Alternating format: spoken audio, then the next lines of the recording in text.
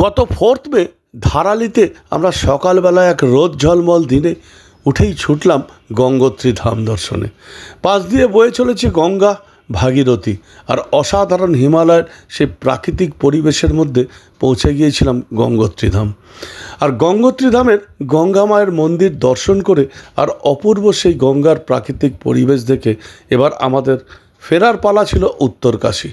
আর যাওয়ার পথে ঘুরে নিয়েছিলাম এই উত্তরাখণ্ডের সেরা পাহাড়ি গ্রাম সে বিখ্যাত হার্সিল।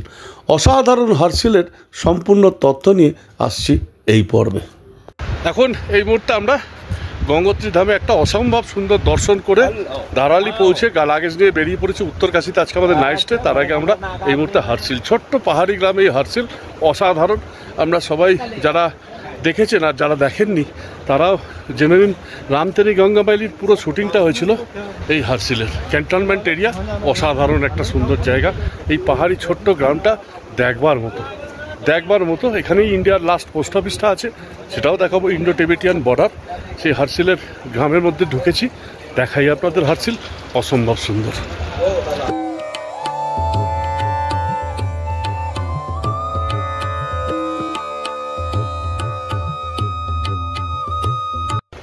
এই পুরো সামনে হার্সিল বাজার, ছোট্ট একটা পাহাড়ি গ্রাম হার্সিল। ভীষণ সুন্দর জায়গা, এত সুন্দর জায়গা যে এখানে এলে আপনার মন ভরে যাবে। যারাই গঙ্গোত্রীর দিকে আসবেন চেষ্টা করবেন হার্সিল ঘুরে যাওয়ার, আর হার্সিলে থাকতেও পারেন, প্রচুর হোমস্টে আছে, ভালো লাগবে। চলুন দেখাই সেই পোস্ট অফিস, যে পোস্ট অফিসটা ইন্ডিয়ার শেষ পোস্ট অফিস। আর আমরা রামতেরি গঙ্গামাইলি সিনেমা, বিখ্যাত সিনেমার পুরো শুটিংটা এই জোনে হয়েছিল, পুরোটাই দেখাবো। সমুদ্রপৃষ্ঠ থেকে 9000 ফিট উচ্চতায় অবস্থিত হার্সিল উত্তরকাশী থেকে প্রায় 78 কিলোমিটার আর গঙ্গোত্রী থেকে প্রায় 30 কিলোমিটার দূরে অবস্থিত। হার্সিল এই ছোট্ট পাহাড়ি গ্রাম এক অসাধারণ প্রাকৃতিক পরিবেশ সমৃদ্ধ, আর তাই উত্তরাখণ্ডের সেরা পাহাড়ি গ্রাম এই হার্সিল। আর যুগ যুগ ধরে এখানে পর্যটকদের টেনে আনে এই হার্সিল। আর 40 বছর আগে এই প্রাকৃতিক সৌন্দর্যের টানেই ছুটে এসেছিলেন রাজ কাপুর আর তৈরি করেছিলেন সেই বিখ্যাত সিনেমা রামতেরি গঙ্গামাইলি।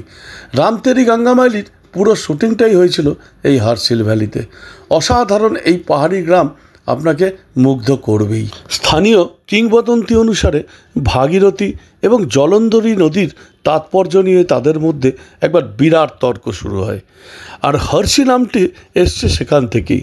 বিষ্ণু, যিনি হরি নামেও পরিচিত, তাকে হস্তক্ষেপ করতে বলা হয়েছিল। তিনি নিজেকে একটি বিশাল পাথর শিলায় পরিণত করেছিলেন এবং তাদের ক্রোধ শোষণ করেছিলেন। এই সেই পোস্ট অফিস, আজকে সানডে বন্ধ।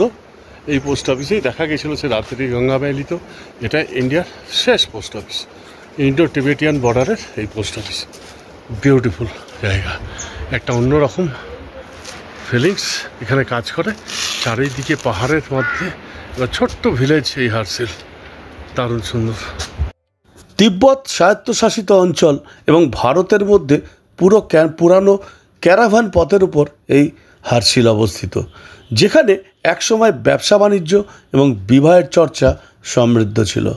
হার্সিল গাড়োয়াল রাজ্যের অধীনে ছিল।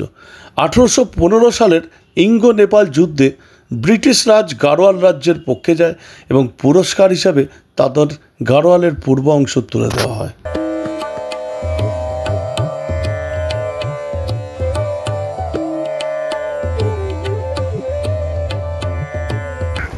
সামনে সব আপেল গাছ, এগুলো ভর্তি আপেল গাছ, কিন্তু এখন আপেল তো হওয়ার কথাও নয়, নেই আপেল, ভর্তি আপেল গাছ।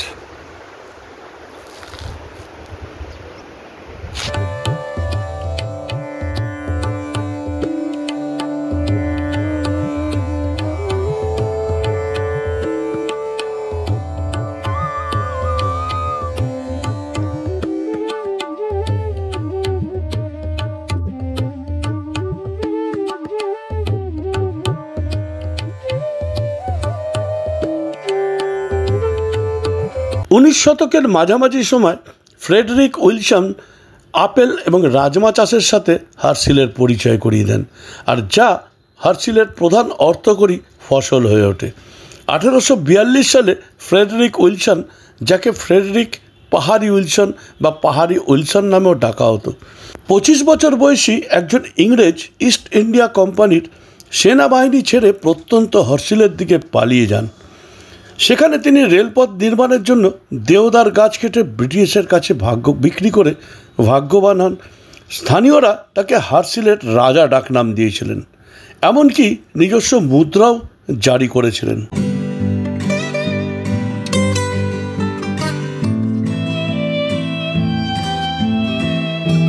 ভারত চীন সীমান্তের কাছে হার্সিল উপত্যকায় প্রায় 8টি গ্রামের একটি গোষ্ঠী রয়েছে। হার্সিলের উপরের অংশ নেলাং উপত্যকার সাথে যুক্ত। এটি লামখাগা পাসসহ বেশ কয়েকটি গিরিপথ দ্বারা বাসপা উপত্যকার সাথে সংযুক্ত। আর নেলাং উপত্যকার কিছু আদিবাসী ভোটিয়াদের একটি জাতিগত গোষ্ঠী, যারা শত শত বছর ধরে যারা এখানে বসবাস করে আসছে।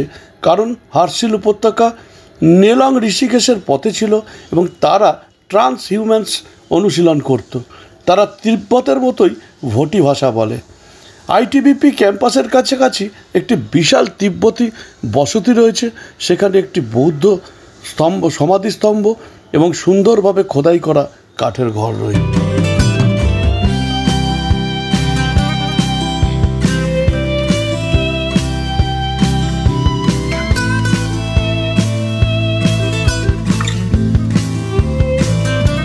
হার্সিল চীন তিব্বত সীমান্ত হওয়ায় এর সামরিক গুরুত্ব ভীষণভাবে। এখানেই গাড়োয়াল স্কাউটস এবং ইন্দো তিব্বত সীমান্ত পুলিশের বেস ক্যাম্প রয়েছে। আর এটি যেহেতু বিতর্কিত ভারত চীন সীমান্তের কাছাকাছি, তাই সামরিকভাবে ভীষণ গুরুত্বপূর্ণ।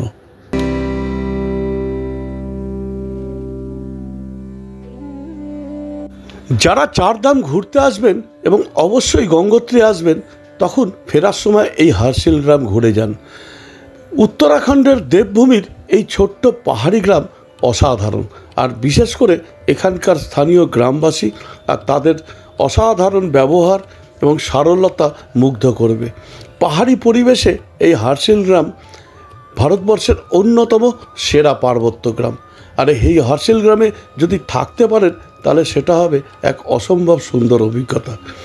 আমরা ধারালিতে থাকলেও আগামী দিনে হার্সিলে থাকার খুব ভীষণ ইচ্ছে রইল। এবং এই হার্সিলে 2 দিন কাটিয়ে গেলে আপনার প্রাকৃতিক পরিবেশের মধ্যে থাকার এক অদ্ভুত অভিজ্ঞতা হবে। ভীষণ সুন্দর এই হার্সিল মুগ্ধ করেছিল আমাদের সবাইকে। আর আমার বিশ্বাস এই হার্সিল সবাইকে মুগ্ধ করবে। হার্সিল ঘুরে এবার আমাদের ফেরার পালা উত্তরকাশী, কারণ তার পরের দিন আমাদের যাত্রা কেদারের পথে। আজকে এই হার্সিল ঘুরে আমরা বেরিয়ে পড়লাম উত্তরকাশীর পথে। পথে পড়ল ভীষণ সুন্দর সেই পাহাড়ি পার্বত্য পথ আর পাশ দিয়ে বয়ে যাওয়া ভাগীরথী। দেখতে দেখতে আমরা এই 78 কিলোমিটার পথ উত্তরকাশী পৌঁছে গেলাম প্রায় ঘন্টা 2 পরে। পুরো রাস্তার জার্নি দেখবার মতো। এখানেই পড়বে সেই মানেরি ড্যাম, আর রাস্তার দুধারের ভিউ অসাধারণ। আমরা উত্তরকাশীতে আজকে থাকব আর পরের দিন বেরিয়ে পড়ব আমাদের পরের গন্তব্য উত্তরকাশীর পথে। আজকে আমার এই পর্ব হার্সিল নিয়ে এখানেই শেষ। দেখা হচ্ছে আগামী পর্বে উত্তরকাশী এবং সেখান থেকে কেদার যাওয়ার পথে দেখা এক অনন্য অসাধারণ প্রাকৃতিক পরিবেশ আর বেশ কিছু দ্রষ্টব্য স্থান। আজকের মতো আমার এই এপিসোড এখানেই শেষ। ভালো থাকবেন। Good night. দেখা হচ্ছে আবার পরের এপিসোডে। Good night.